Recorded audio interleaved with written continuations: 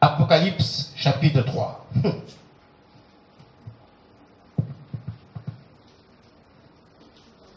C'est la référence biblique qui va conduire la prédication de ce matin. Apocalypse chapitre 3, versets 7 à 13. Écrit à l'ange de l'église de Philadelphie. Voici ce que dit le Saint, le véritable, celui qui a la clé de David, celui qui ouvre et personne ne fermera, celui qui ferme et personne n'ouvrira. Je connais tes œuvres. Voici parce que tu as peu de puissance et que tu as gardé ma parole et que tu n'as pas renié mon nom. J'ai mis devant toi une porte ouverte que personne ne peut fermer. Voici, je te donne ceux de la synagogue de Satan qui se disent juifs et ne le sont pas, mais qui mentent. Voici, je les ferai venir se prosterner à tes pieds et connaître que je t'ai aimé. Parce que tu as gardé la parole de la persévérance en moi, je te garderai aussi à l'heure de la tentation qui va venir sur le monde entier pour éprouver les habitants de la terre. Je viens bientôt. Retiens ce que tu as, afin que personne ne prenne ta couronne. Celui qui vaincra, je ferai de lui une colonne dans le temple de mon Dieu, et il n'en sortira plus. J'écrirai sur lui le nom de mon Dieu, et le nom de la ville de mon Dieu, de la nouvelle Jérusalem, qui descend du ciel d'auprès de mon Dieu, et mon nom nouveau. Verset 13. Que celui qui a des oreilles entende ce que l'Esprit dit aux églises. Amen. Que Dieu bénisse sa parole. Amen. Ah oui, Seigneur. J'aime la parole de Dieu. Merci pour ce cantique. Les chantres. Merci pour ta parole. Lumière donnée aux hommes, qui nous fait connaître le cœur de Dieu. J'aime ta parole, Seigneur. Elle est la vérité sur mon sentier. À elle, je veux me laisser guider et faire ta volonté sans murmurer, en espérant dans ta bonté. Je n'étais pas avec vous, hein. Ce n'est pas écrit ici, ce que je suis en train de dire. J'écoute, j'ai juste repris les paroles que vous aviez confessé avec l'église ce matin. Le message adressé à l'église de Philadelphie que nous venons de lire commence par une signature. On appelle ça une signature. Une signature particulière, comme pour certifier l'authenticité de celui qui parle et qui s'adresse à l'église de Philadelphie.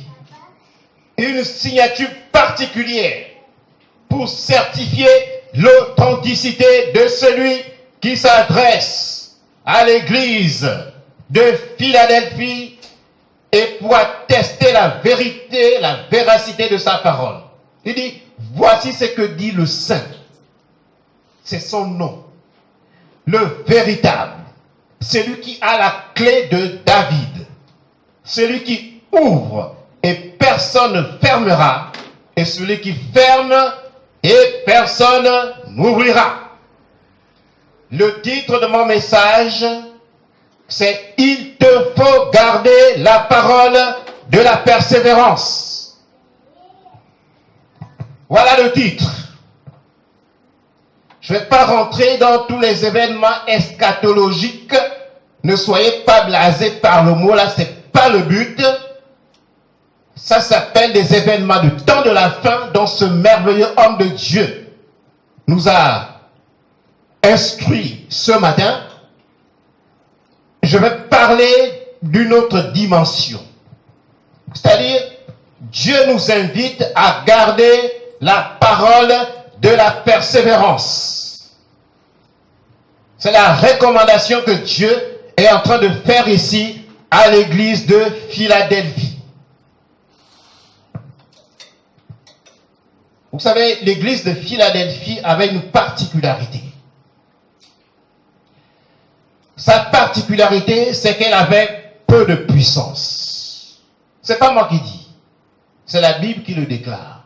Et quand je dis la Bible, c'est Jésus-Christ lui-même, en chair et en os, qui déclare « Je connais tes œuvres. Voici parce que tu as peu de puissance et que tu as gardé ma parole et que tu n'as pas renié mon nom, j'ai mis devant toi une porte ouverte que personne ne peut fermer. » Et vous allez vous rendre compte que lorsque vous lisez tout ce que le Seigneur adresse aux églises de l'Asie mineure, qu'il s'agisse de l'église de Laodicée, qu'il s'agisse de l'église de Philadelphie, qu'il s'agisse de l'église de Pergame, qu'il s'agisse de l'église de Sardès, qu'il s'agisse de l'église de Éphèse. Toutes les églises, on les appelle les églises de l'Asie mineure. La seule église à qui le Seigneur ne fait pas de reproches, lisez ça, notez ça et vous allez contrôler, vous allez vérifier à la maison. La seule église à qui le Seigneur ne fait aucun reproche, c'est l'église de Philadelphie, dont il est question ici. La raison pour laquelle le Seigneur ne fait aucune observation à cette église, cette raison est donnée également dans le texte que nous venons de lire. La raison, c'est qu'elle avait gardé l'essentiel. L'église de Philadelphie a gardé l'essentiel. C'est garder la parole du Seigneur et ne pas renier son nom. C'est ce qui est écrit. Parce que nous découvrons là, sauf pour ceux qui refusent de voir et d'entendre, que la véritable église de Jésus-Christ, ou le véritable enfant de Dieu, parce que c'est de ça dont il est question également, sinon on risquera de rester dans les nuages. Le véritable enfant de Dieu n'est pas celui qui parle de puissance du matin jusqu'au soir, mais plutôt celui qui garde la parole de Dieu. Et celui qui ne renie pas le nom du Seigneur. C'est ça. Tu es enfant de Dieu. Tout le monde peut déclarer être enfant de Dieu. Et personne n'est bien placé pour contester la déclaration d'un autre. Et tu dis enfant de Dieu, gloire à Dieu, ça n'engage que toi. Mais Dieu sait aussi si tu es son enfant ou si tu n'es pas enfant de Dieu. Mais la particularité d'un enfant de Dieu, c'est de garder la parole de Dieu et de ne pas renier son nom. Dieu nous dit ce matin, et nous l'avons déjà écouté tout à l'heure, que les temps difficiles vont arriver, mon ami. Les temps difficiles vont arriver même avant l'enlèvement de l'Église. Nous y sommes d'ailleurs aujourd'hui déjà. Pour faire face à ces temps difficiles, il faut garder la parole pour ne pas renier le nom de Dieu dans la détresse. Voilà pourquoi une église a pour mission de prophétiser. Quand je dis prophétiser, je dis ça au sens hébraïque, au sens hébreu. Prophétiser, c'est prêcher. Prêcher la parole de Dieu. C'est la mission de l'église. C'est ça l'Église a été suscitée pour communiquer la parole de Dieu aux hommes, pas pour autre chose. Mon ami, laisse-moi te dire une chose. Si en temps de paix, ton engagement pour Jésus-Christ et sa parole est toujours clopin-clopant, ou bien les oreilles. Si au moment où il n'y a pas de tribulation, il n'y a pas de persécution, personne n'a été persécuté cette semaine à cause de la parole de Dieu. Peut-être des cas isolés. Nous vivons encore dans une paix relative. Mais mon Dieu, si en temps de paix, ton engagement pour le Seigneur, c'est clopin-clopant, quand sera-t-il au temps de la détresse? Tu risques de régner le nom de Jésus-Christ. Je suis toujours choqué de voir des engagements fades. Mais si tu es fade en temps de paix, c'est pas en temps de détresse, de tribulation que tu seras bouillant. Quand il sera décrété que personne ne peut acheter ni vendre sans avoir la marque de la bête, gloire à Dieu, moi je ne serai plus là. Et je ne serai plus là. J'aurai déjà été enlevé par celui qui vient. Et mon ami, tu dois être convaincu que quand Christ paraîtra dans les nuées, tu seras de ceux-là qui seront appelés à la rencontre de Jésus. Sinon, le christianisme que tu mènes ne t'aura servi à rien du tout. Là, on ne parlera plus de qui a la voiture, qui n'a pas la voiture. Qui a des beaux habits, qui n'a pas de beaux habits. Nous serons changés. Vous savez, l'ordre des mots ici a un sens. Il faut d'abord garder la parole pour ne pas régner le nom du Seigneur. Ça veut dire que si tu ne gardes pas la parole, tu es exposé à la tentation de régner le nom de Dieu.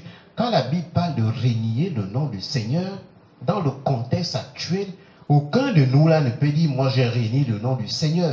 Mais il y a des attitudes qui attestent que tu régnes le nom de Dieu. Ils sont nombreux à déclarer appartenir au royaume de Dieu et qui renie Jésus-Christ tous les jours. Au fait, tu as parlé de lui quand pour la dernière fois? Aux hommes qui sont autour de toi, aux femmes qui sont autour de toi, peut-être qui ont déjà un pied dans la tombe. Et tu es là, tu regardes. Tu es dans l'indifférence totale. Tu sais bien que si cette personne s'en va sans confesser Jésus-Christ, le seul sauveur des hommes, il n'y en a pas plusieurs, que les gens le veuillent ou non. Il n'y a de salut en aucun autre nom que le nom de Jésus. Je ne suis pas de ceux qui prêchent l'œcuménisme ou le dialogue interreligieux. Et je ne suis pas là pour indexer des religions. Mais je sais en mon cœur, en toute âme et conscience, le Saint-Esprit l'atteste, que si tu n'as pas Jésus dans ta vie, tu ne verras pas Dieu. Même si tu prends tous tes biens, tu les vends, tu les donnes aux pauvres, ce n'est pas comme ça qu'on accède au royaume de Dieu. Parce que tes biens ne pèsent pas face à l'œuvre accomplie par Jésus-Christ à la croix pour te racheter. Ça ne fait pas le poids. Dites ça aux hommes. Même si ça doit vous coûter la vie, mais ça n'a qu'à vous coûter la vie. Et si ça doit te coûter ton travail, c'est pas grave. Le travail aussi va s'arrêter un jour. C'est ça aussi. Parce que la tribulation, c'est pas seulement ce qui viendra. Lorsque tu décides de garder la parole et ne pas régner le nom du Seigneur, tu peux passer des moments de tribulation. Des moments difficiles. Et l'Église a besoin de ce genre de chrétiens. Ce n'est pas par la force, ni par la puissance, mais par le Saint-Esprit. Le Saint-Esprit fait quoi? Le Saint-Esprit vivifie la parole de Dieu que tu sers dans ton cœur, afin de ne pas renier le nom de ton Dieu dans les moments difficiles. Vous savez, avant même que Jésus-Christ ne revienne, il y en a qui vont renier le nom de leur Dieu dans des instants difficiles. Parce que lorsque toi tu vas fléchir les genoux devant un autre homme pour un privilège de la terre, tu vas fléchir les genoux, tu te mets à genoux. Tu es en train de renier ton Dieu. Parce qu'on ne fléchit pas les genoux devant un homme. on fléchit les genoux devant celui qui est assis sur le trône et devant lui seul. Si un jour tu as fléchi les genoux devant un homme, demande pardon à Dieu. C'est une abomination. Parce que si tu le fais parce que tu avais besoin d'un poste, ou bien parce que tu avais besoin d'un privilège particulier, tu avais renié le nom de ton Dieu. Parce que les temps de détresse font faire des choses parfois qu'on n'aurait pas voulu faire. Aucun homme n'est puissant. L'église de Philadelphie, Dieu dit que tu n'as pas de puissance. Ah! Et pourtant on attend tous les jours, ah, la puissance! Venez, il y aura des miracles. Mensonge. Nous sommes les instruments entre les mains de Dieu. Dieu n'est pas notre instrument. C'est Dieu qui décide de quand est-ce qu'il doit décréter un miracle. C'est pas un homme qui décide de quand est-ce qu'il doit décréter un miracle. C'est faux. Beaucoup de miracles sont inventés parce qu'ils veulent faire de Dieu leur instrument, mais c'est nous qui sommes des instruments de Dieu. Dieu t'utilise comme il veut. S'il veut t'utiliser comme Jean-Baptiste qui n'a fait aucun miracle, juste pour dire voici l'agneau de Dieu qui ôte le péché du monde, il va t'utiliser que comme ça. Aucun miracle. Et pourtant Jésus-Christ dit de tous ceux qui sont nés de femmes, il n'y en a point paru de plus grand que Jean-Baptiste. Pourtant il n'a fait aucun miracle. Et l'église de Philadelphie n'avait pas de puissance. Mais Jésus-Christ dit, tu as gardé ma parole et tu n'as pas renié mon nom. Voilà la clé de la vie chrétienne épanouie. Garder la parole de Dieu. Je suis triste quand quelqu'un s'amuse à ne pas être là un dimanche. Mais demain, tu vas écouter la parole de Dieu là-haut. Et tu vas écouter ça mardi où? Tu seras à Montbou et tout, tu vas entendre les injures, les histoires de machin, de Facebook, de ceci, de cela. Dieu te donne une opportunité pour écouter la parole de Dieu. Tu n'es pas là. C'est pas au temps de la détresse, mon Dieu, que tu viendras. La clé de David, c'est que Jésus-Christ appelle la clé de David, est entre ses mains. Il se définit lui-même comme étant celui qui a la clé de David. Le diable n'a pas la clé de David. Arrête de t'inquiéter que le diable va fermer une porte et elle ne s'ouvrira plus, mais il va ouvrir une mauvaise porte et elle ne se ferme. Non, c'est ton Dieu, ton Seigneur et ton Sauveur qui est détenteur de la clé de David. Et quand il ferme, personne ne peut ouvrir. Quand il ouvre, personne ne peut fermer. Vous savez, à plusieurs reprises, Dieu a placé devant moi une porte. Je vous le dis, moi je ne parle pas de la littérature biblique, je parle de ma vie, ma propre vie. De ma propre vie.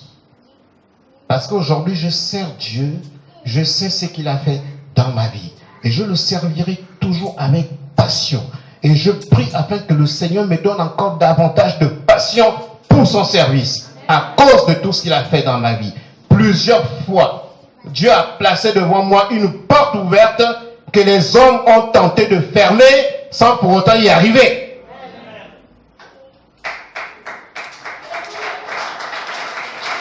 Plusieurs fois, Dieu a ouvert une porte devant moi, mais les gens ont tenté de la fermer. Mais ils ne sont pas arrivés. Parfois les vents violents qui soufflent dans nos vies là. C'est l'ennemi parfois qui tente de fermer la porte que Dieu a ouverte devant toi. Mais il n'y arrivera pas. Pourquoi? Parce qu'il n'a pas la clé de David avec lui. Celui qui a la clé de David a dit, quand j'ouvre, personne ne peut fermer. Et quand je ferme, personne ne peut ouvrir. Si Dieu permet que tu sois peut-être malade, parce que là où nous sommes là, peut-être que tu es malade, peut-être même moi-même qui parle. Mais je laisse-moi te dire ce matin de la part du Seigneur que la porte de la guérison reste aussi largement ouverte. Et personne ne peut la fermer. Pour fermer une porte, il faut avoir la clé. Mais celui qui est détenteur de la clé de David, c'est le Dieu que tu pries ce matin. Et quand il ouvre, personne ne peut fermer. Quand il ferme, personne ne peut ouvrir. Ça, c'est des paroles qui rassurent. C'est des paroles qui doivent que tu dois serrer dans ton cœur. Et garde la parole. Tu vas garder la parole, la persévérance dans la détresse. Comment? Tu sauras ça comment? Il faut que tu la gardes. C'est cette parole-là, dans tes prières de tous les jours, que tu diras au Seigneur, dans le lieu secret, que Seigneur, tu as dit que tu es celui qui a la clé de David. Et lorsque tu fermes, personne ne peut ouvrir. Et quand tu ouvres, personne ne peut fermer. Dieu aime quand ses enfants lui rappellent les promesses. C'est pas qu'il a oublié la promesse, mais il sait que tu as gardé la parole et tu ne régneras pas son nom. Dieu aime ça. Garde la parole de Dieu. Garde ça. Parce que si tu ne gardes pas la parole, mon ami, tu vas régner ton Dieu lorsque les choses vont commencer à s'assombrir. Parce qu'il arrive dans la vie de l'homme, que tu pries ou que tu ne pries pas, que les temps s'assombrissent. Tu n'as rien fait. Comme le prophète Élie, il venait de faire un exploit extraordinaire avec les prophètes de Baal. Tous massacrés. L'homme de Dieu, le prophète Élie, a été menacé par Jézabel. Et cet homme était fatigué. Il a dit, je suis fatigué. Je vais jeter l'éponge. Mais ce qui a restauré cet homme, c'est la parole. C'est la parole qui l'a restauré. Mon ami, il y a des situations qui peuvent arriver dans la vie d'un homme que tu ne peux pas comprendre. Tu regardes, tu dis, je ne suis pas le plus mauvais de tous les hommes, ou la plus mauvaise de tous les hommes, ou toutes les femmes. Mais pourquoi c'est sur ma tête que les nuages s'annonçaient? Pourquoi c'est dans ma vie que le ciel s'obscurcit?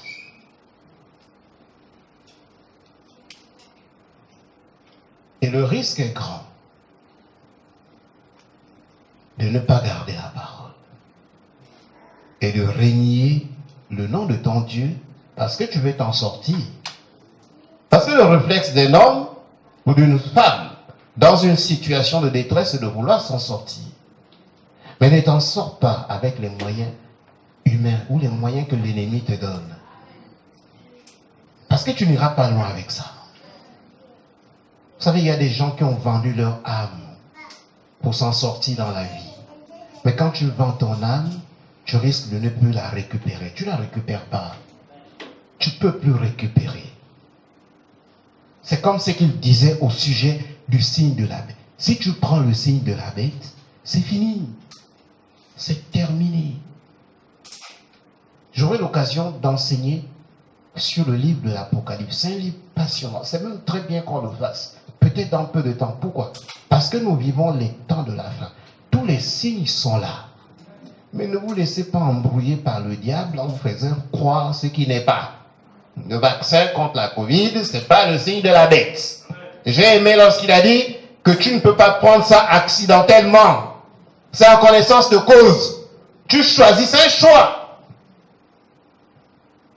Ce n'est pas accidentellement le statut auquel tu aspires. Parce que nous sommes des humains, nous sommes sur la terre. On a des aspirations légitimes. Tu veux te marier, c'est légitime. Tu veux travailler, c'est des aspirations légitimes. Tu veux avoir un enfant, un homme. Ce sont des aspirations légitimes. Mais toi qui appartiens au royaume de Dieu, ne prends pas à la légère la déclaration du Seigneur selon laquelle il a mis devant toi une porte ouverte que personne ne peut fermer. Ne te décourage pas parce que tu ne vois rien. Parce que le problème de l'homme, c'est ça. Tu dis, ça fait beaucoup d'années que le pasteur là me parle du Dieu qui accomplit des exploits. Moi, je connais la fidélité de Dieu. Je l'ai touché du doigt. Ah oui, je ne vous parle pas parce que il faut alimenter une prédication. Je peux vous dire tout ce que Dieu a fait dans ma vie et on restera ici jusqu'au matin. Mais parfois on est là, on ne voit rien arriver. Hein. Ah, le pasteur a prié pour moi, mais je ne vois rien. Il n'y a rien qui arrive. Attention, l'attente, c'est une vertu de ceux qui confessent le nom de Jésus-Christ. L'attente, c'est une qualité. L'attente, c'est aussi un fruit de l'esprit. Ne te décourage pas parce que tu ne vois rien. La Bible dit que les choses visibles que vous voyez là n'ont pas été faites des choses visibles. Je reprends ça parce que je sais qu'il y a des choses qui sont difficiles à comprendre. Même quand l'homme de Dieu l'a parlé, je savais qu'il y en a qui ne comprenaient pas beaucoup là. Les choses visibles que tu vois, les choses que tu vois, ça n'a pas été fait à partir des choses visibles. Ça a été fait à partir des choses invisibles. Même si tu ne vois pas, il est le Dieu qui est capable d'appeler à l'existence ce qui n'existe pas. Et au temps convenable, il sait appeler à l'existence ce qui n'existe pas.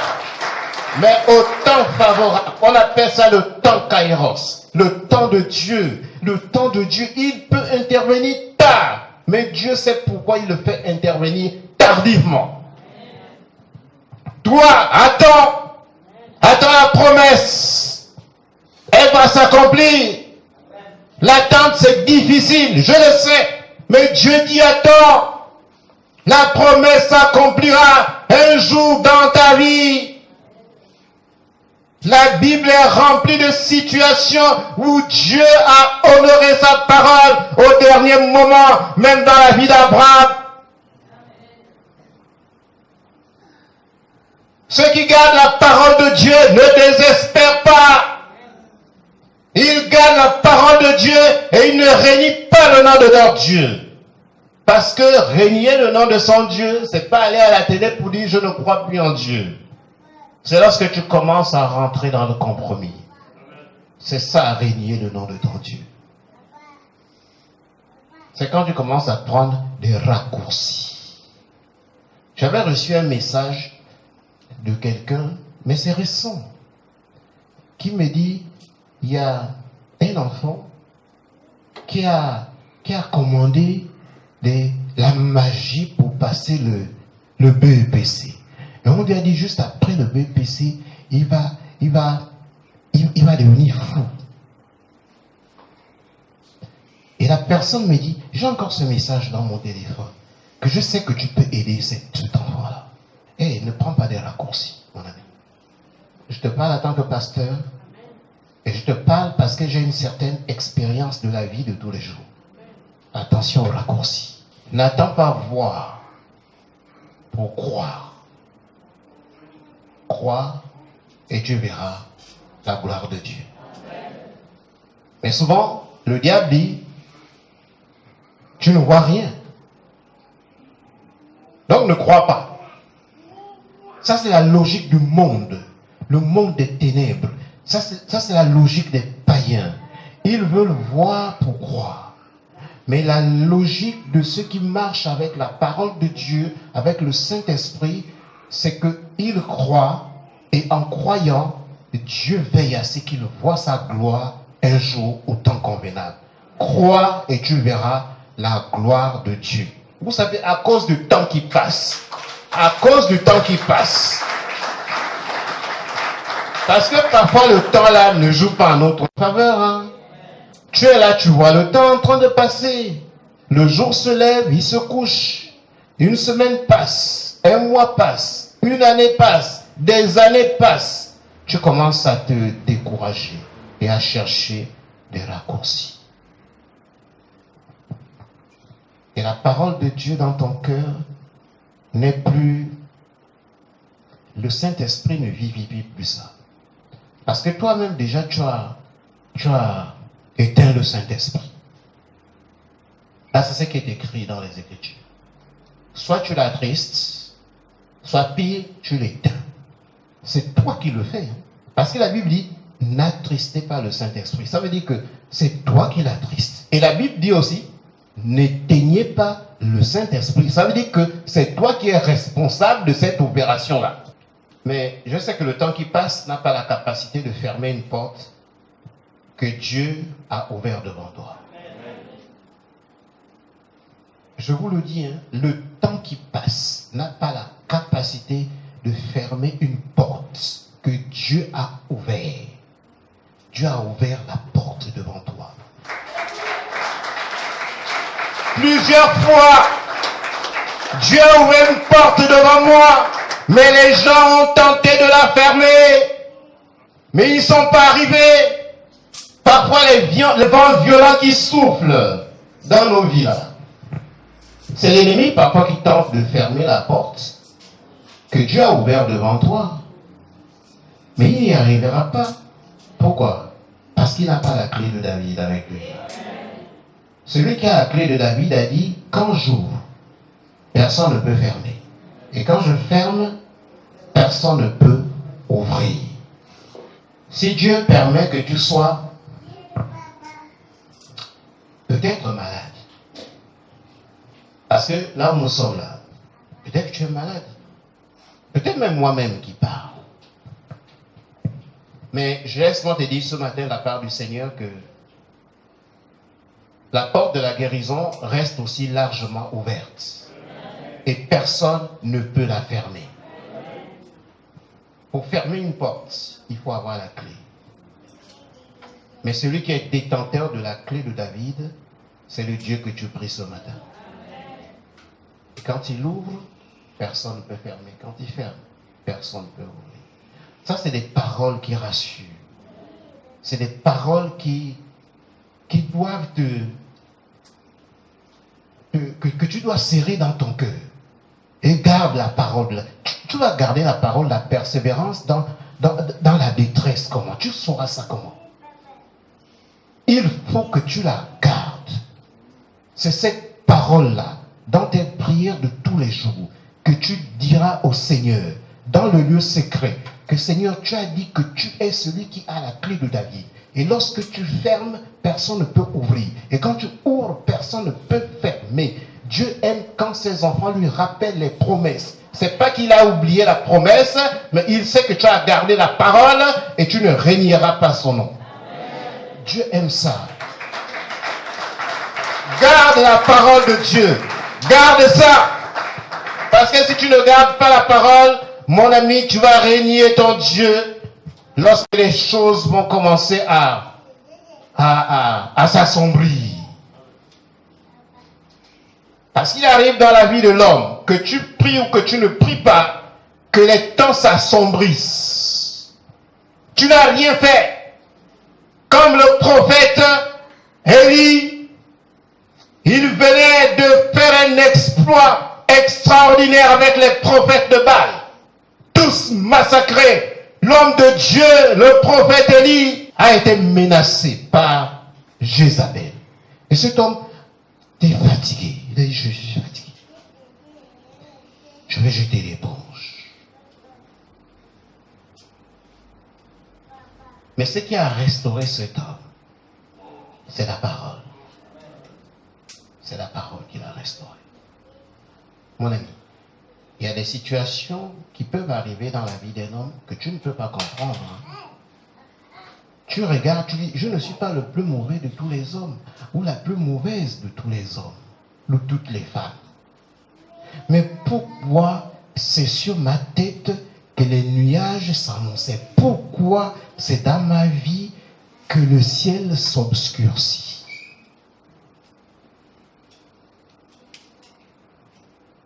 Et le risque est grand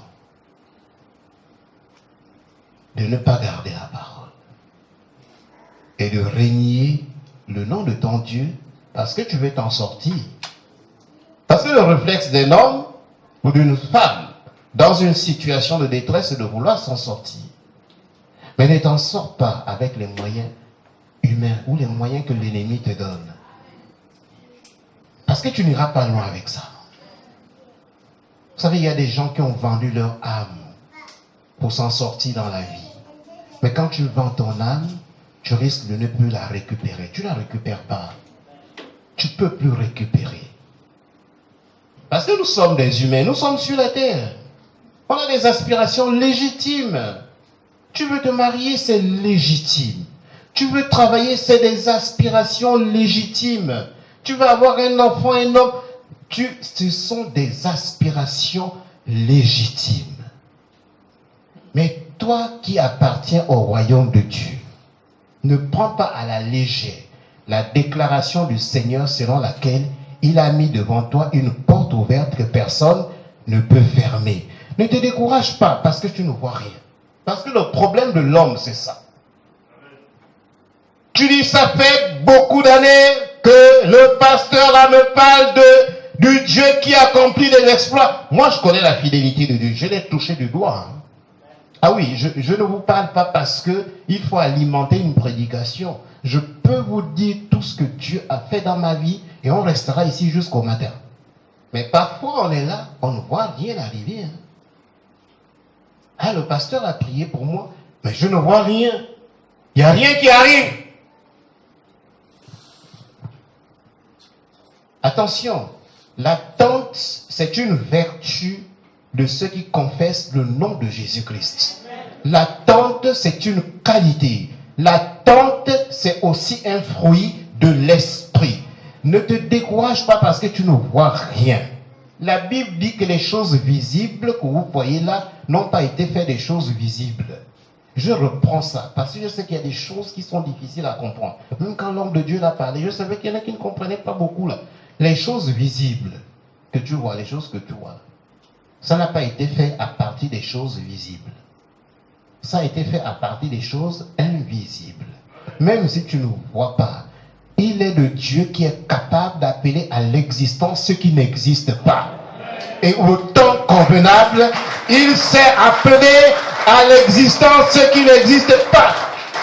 Mais au temps favorable, on appelle ça le temps kairos, le temps de Dieu. Le temps de Dieu, il peut intervenir tard. Mais Dieu sait pourquoi il le fait intervenir tardivement. Toi, attends la promesse. Elle va s'accomplir. L'attente, c'est difficile, je le sais. Mais Dieu dit attends. La promesse s'accomplira un jour dans ta vie. La Bible est remplie de situations où Dieu a honoré sa parole au dernier moment, même dans la vie d'Abraham. Ceux qui gardent la parole de Dieu ne désespèrent pas. Ils gardent la parole de Dieu et ils ne renient pas le nom de leur Dieu. Parce que renier le nom de son Dieu, c'est pas aller à la télé pour dire je ne crois plus en Dieu. C'est lorsque tu commences à rentrer dans le compromis. C'est ça, renier le nom de ton Dieu. C'est quand tu commences à prendre des raccourcis. Hey, ne prends pas des raccourcis, mon ami. Je te parle en tant que pasteur, et je te parle parce que j'ai une certaine expérience de la vie de tous les jours. Attention aux raccourcis. N'attends pas voir pour croire. Crois et tu verras la gloire de Dieu. Mais souvent, le diable dit, tu ne vois rien. Donc ne crois pas. Ça c'est la logique du monde. Le monde des ténèbres. Ça c'est la logique des païens. Ils veulent voir pour croire.